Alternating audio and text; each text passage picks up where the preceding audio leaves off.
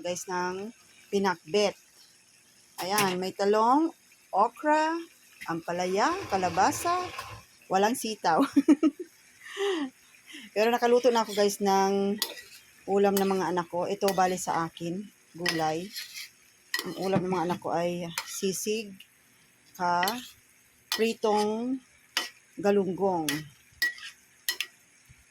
Ayan, ang aking ulam. At ito guys, yung sisig. Ayan, yung kanina kong niluto. Tapos, ito yung kanyang sausawan. At ito yung galunggong. Pritong galunggong para dun sa dalawang maliit. Ayan. At ayan guys, gumagawa ng shake yung aking anak. Avocado ulit.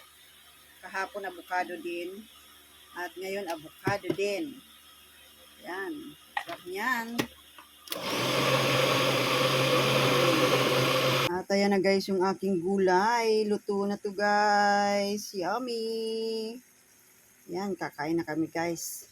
Habang mainit-init pa, masarap kainit pag mainit pa.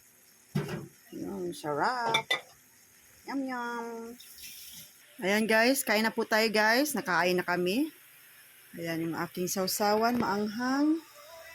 Ayan, tapos ang aking gulay. Yummy! Ayan na guys, kumakain na yung anak ko.